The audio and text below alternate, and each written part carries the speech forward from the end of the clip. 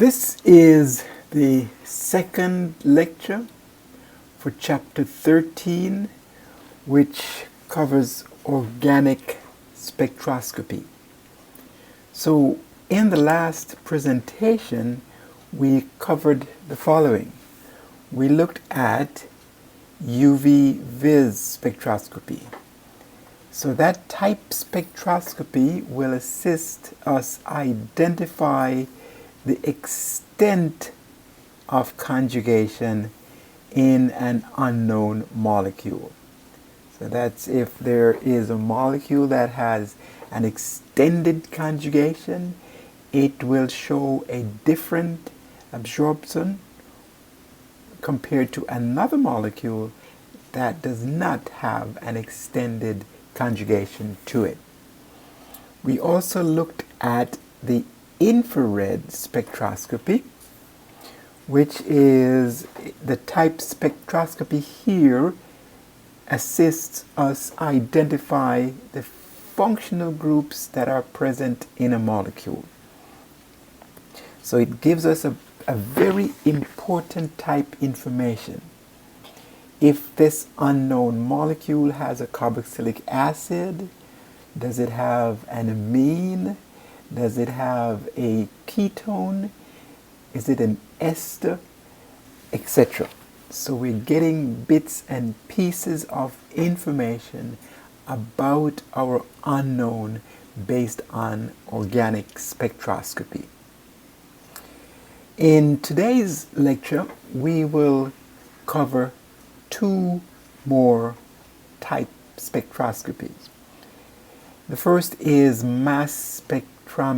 Notice that we're using here spectrometry instead of spectroscopy, and I'll tell you why in a minute.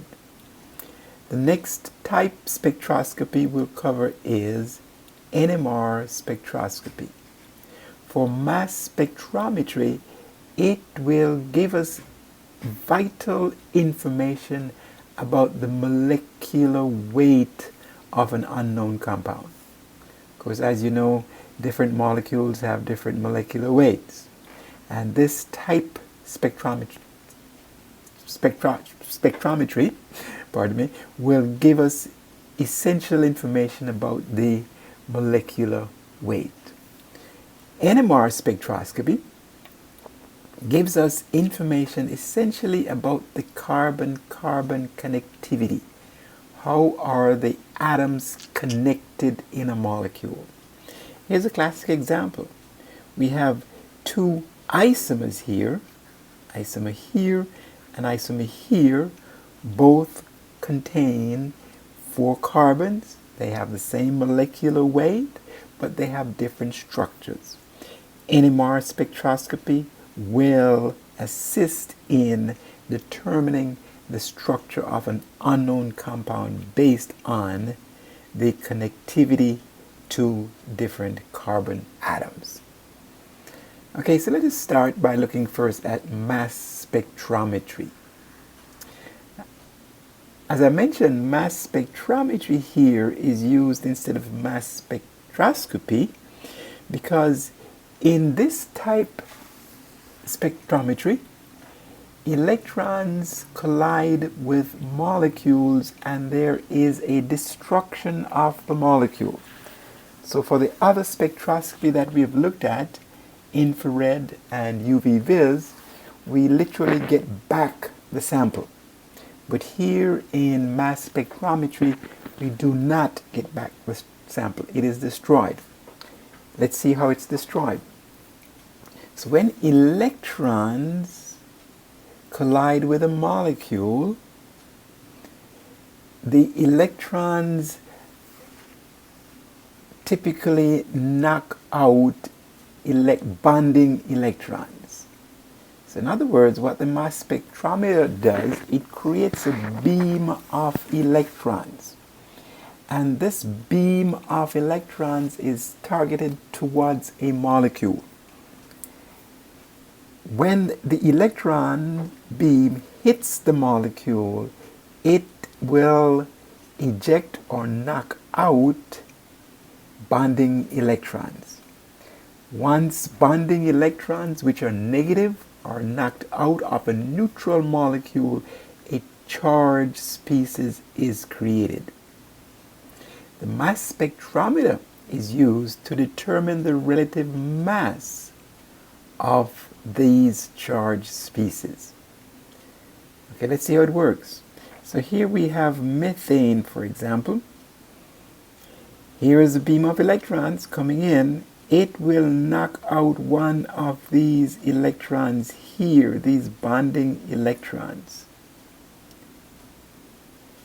So what we get here is this electron here and one of these electrons that's knocked out. So we have two electrons here. So what's left behind is a charged species with one less electron. We call this a radical cation, because as you know, a cation is positive and a radical is one electron. So because it's losing one electron, it's a radical cation.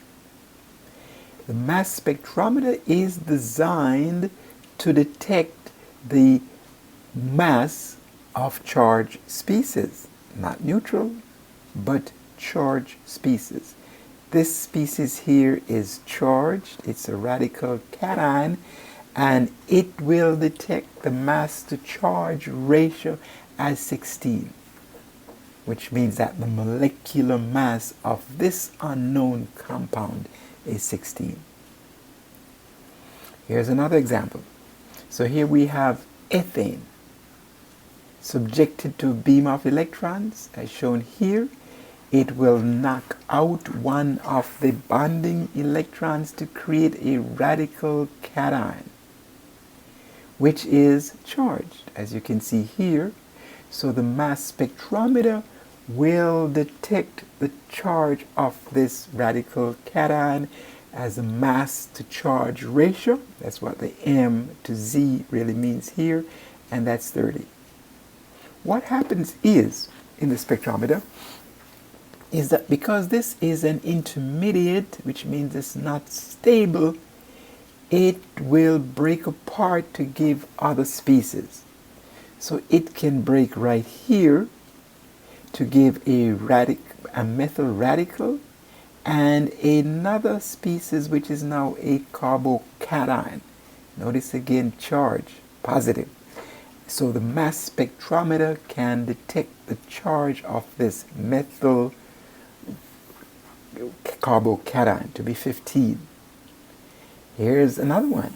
It can break right here to give here the ethyl cation, charged, and has a mass to charge ratio of 29. It will not detect the hydrogen atom because it's not charged, it's a radical. So what you'll see in a mass spectrum would be different signals that corresponds to not only the molecular mass of the unknown, but to any other charged species that exists. So here's another example. Benzamide. If this were an unknown compound, just imagine this to be an unknown compound. A beam of electrons knocking out one of the electrons to create a radical cation as shown here. The mass spectrometer can detect the mass to be 121, which of course is the molecular mass of this unknown. It can break apart to give another charged species here, in this case a carbocation, and its mass is 105. It can lose carbon monoxide, to give this carbocation, mass 77. Or it can lose this portion here to give this with the mass of 44, or mass to charge of 44. So in the mass spectrum, what you'll see is not only a signal for the molecular mass or the molecular ion peak, but other peaks break based on how the molecule breaks apart after the intermediates are formed. So here's a spectrum of the benzamide that we just had before. So here is a signal, and that is the molecular ion peak. Notice here it's M plus 1. Why M plus 1?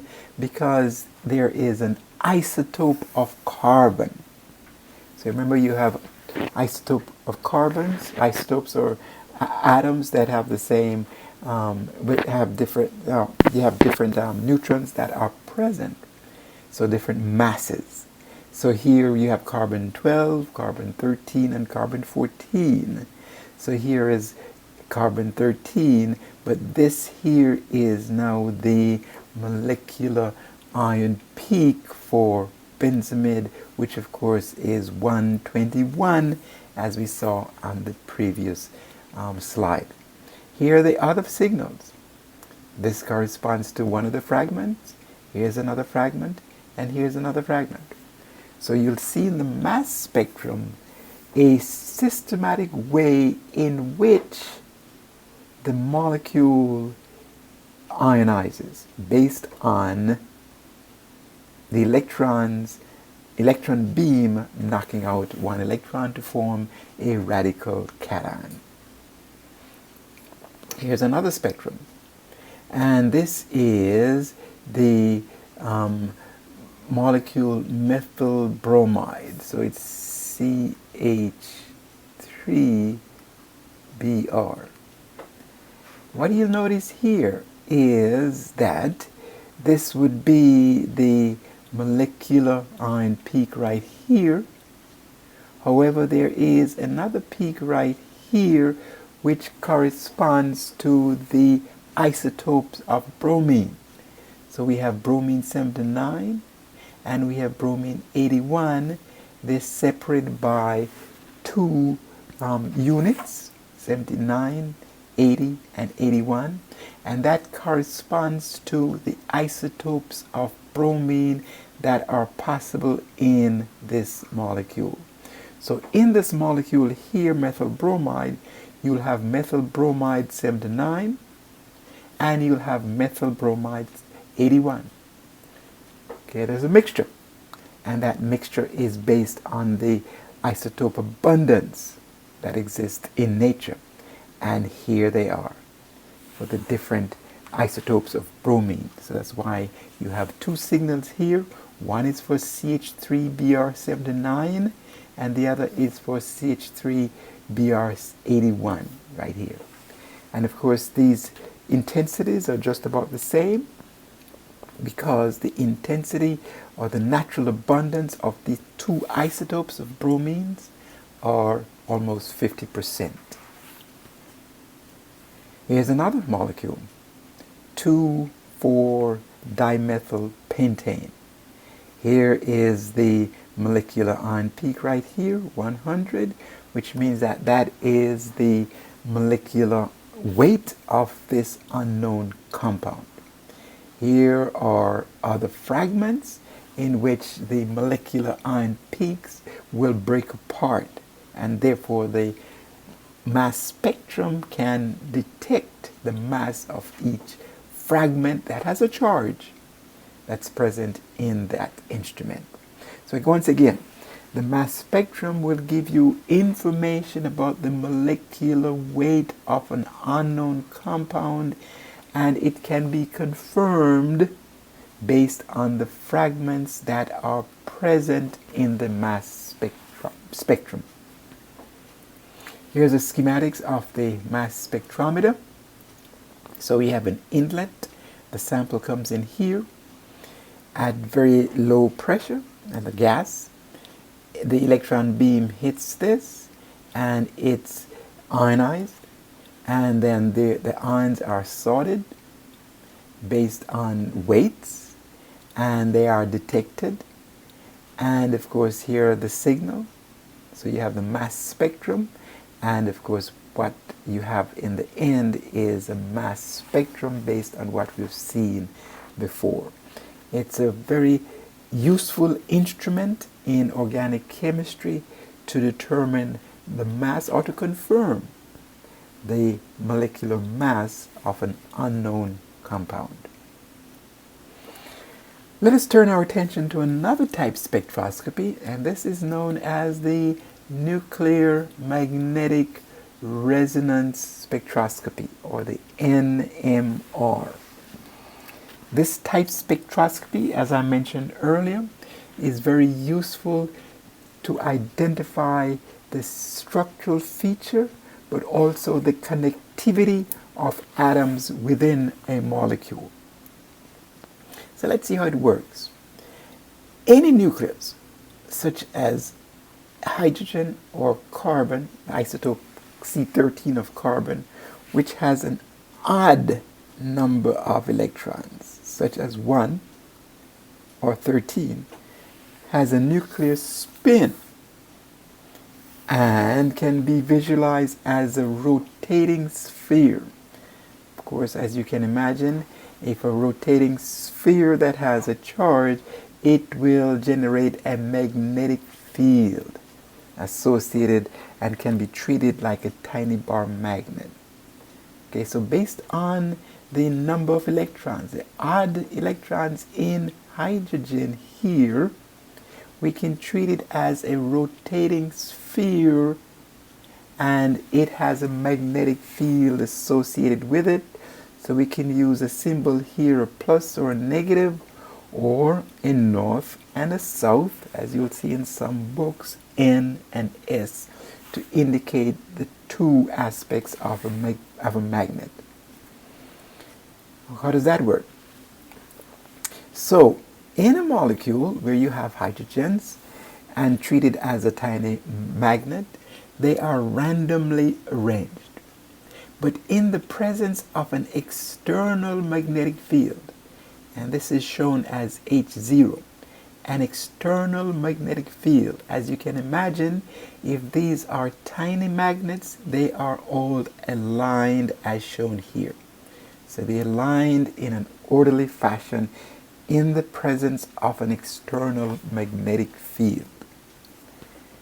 What happens here is you have two alignments. One is, of course, a low energy alignment where the north and the south are the negative and the positive. This is the external magnetic field here. And this is our tiny bar magnet, or our hydrogen, which has an odd number of electrons. It's aligned, so that's a low energy or stable state.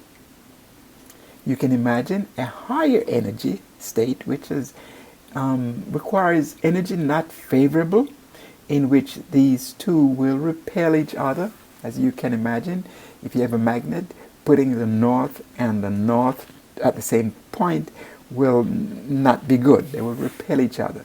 So we consider that to be a high energy state. Watch the relationship. So here's what we have here. If we have a low energy state where the tiny bar magnet is aligned with the external magnet, if we supply energy, or if energy is supplied to the system, we can excite the alignment to a high energy as shown here. So there's a specific energy that's required here, and it turns out that this energy is in the radio frequency region of the magnetic spectrum. So let's review this one more time. So we have a tiny bar magnet, which is comparable to a hydrogen with an odd electron, 1, in the presence of an external magnetic field as shown here. It can be aligned low energy, or if energy is supplied in the radio frequency range, it can be excited to give a high energy alignment or non-alignment. Let's see how that works. So if there is, so here's the instrument. So we have a magnet.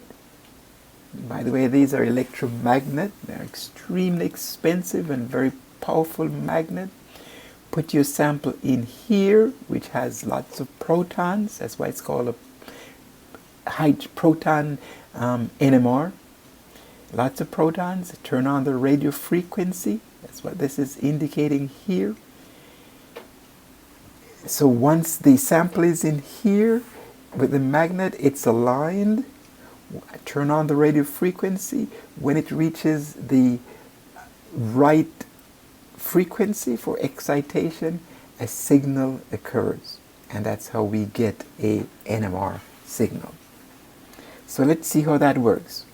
So here is methane, for example. Very simple molecule. Notice it has hydrogens. 4 hydrogens. So these protons here, or these hydrogens on carbons, they are in a similar environment. So in the presence of a magnetic field, they will be aligned with that magnet. If you supply energy in the form of radio frequency at a specific energy, these will go from the aligned to the non-aligned, and of course absorb energy. And the NMR spectrum, here is a signal. So signal will be the result of methane in the presence of an external magnet at the appropriate frequency, where the tiny bar magnets, or the hydrogen treated as tiny bar magnet, will go from the aligned state in the external magnetic field to the non-aligned state, and a signal is gained, as we have seen here. Here's a signal. One signal, single signal for all these hydrogens. Okay, so let's see how that will help us in organic chemistry and identifying an unknown compound. Here is another molecule. This one is methanol. In this case, however, these 3 hydrogens here are in the same environment. So we can treat it as tiny bar magnets in the same environment. Here is another hydrogen that's in a different environment because it's bonded here to oxygen.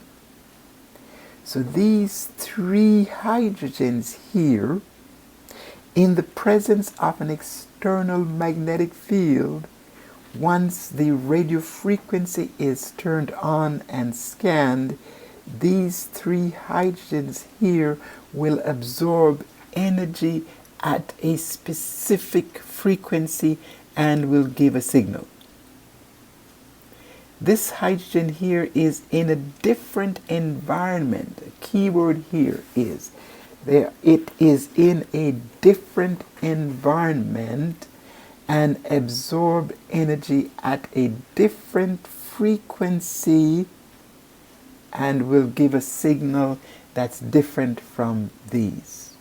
So here you should see 2 signals. One is for these hydrogens, and the other one is for this hydrogen here. Okay, we have some terms. One is upfield and one is downfield or de-shielded, etc. So you can read up on that in your book, but the main thing here is that these hydrogens here are equivalent and give one signal, and this hydrogen here is not in the same environment as this one, and hence will give a different signal. So what you'd expect in the NMR spectrum is a signal for this hydrogen and a signal for all 3 hydrogens here. So let me point out some important aspect here of the NMR spectrum. This is called the proton NMR spectrum because we are looking only at hydrogens. Notice that this signal here, which represents the hydrogen, is pretty small. That's because it's just one hydrogen. So the area under that signal corresponds to the number of hydrogens that give rise to that signal. Notice again for this 3 hydrogen, or these 3 hydrogens here, 1, 2, and 3, it corresponds to this signal, and it's much larger. Again, much larger because there are 3 hydrogens giving rise to that one signal. 3 hydrogens giving rise to that one signal. Notice that they do not occur at the same place on the NMR spectrum. By the way, these are just units to give you an idea of the frequency changes. We call this ppm, or parts per million, or chemical shift. So again, notice that the chemical shift for this hydrogen is different for the chemical shift for these hydrogens here. This hydrogen here is 4.8 ppms, and these hydrogens here are the chemical shift is 3.35 ppm. Different. We say that this one is downfield because it's down this way, and this signal here is upfield because it's on the right. So it's a relative term, downfield and upfield. Okay, but the main thing here is that the signals of hydrogens on molecules, if they are in different environment, will have different chemical shifts or different ppm values on the NMR spectrum. So what we can do from this is we can develop a table to give you a rough idea of the chemical shift range for the different hydrogens. So here is the proton and NMR chemical shift table. So here, if we have a hydrogen that's bonded to a carbon, a saturated carbon, that's known as aliphatic, the chemical shift will appear at 0.9 to 1.5. If we have a hydrogen that's bonded to a carbon that has a double bond, as you will recall, that's known as a vinyl hydrogen, because this carbon is a vinyl carbon, that will have a chemical shift in this region.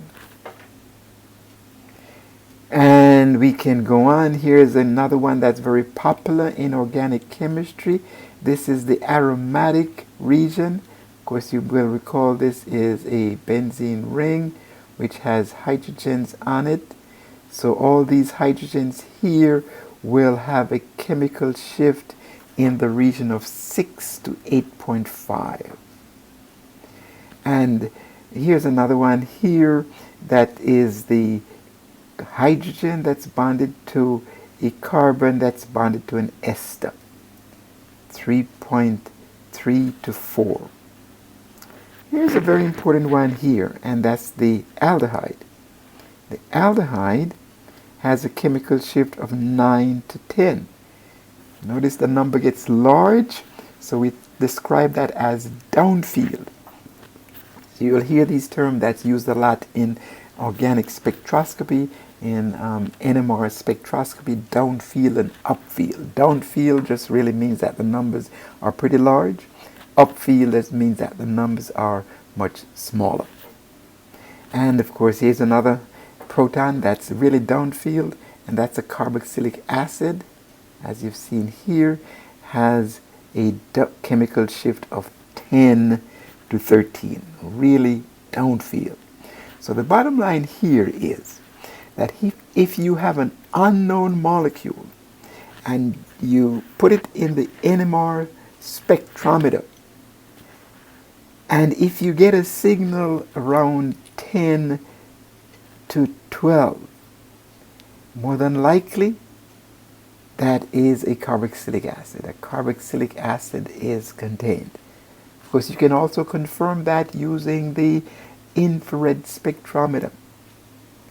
If you have an ester and the hydrogen that's bonded to the carbon that's bonded to the oxygen of the ester is in the region of 3.3 to 4, then you can safely say that an ester is present in that unknown molecule.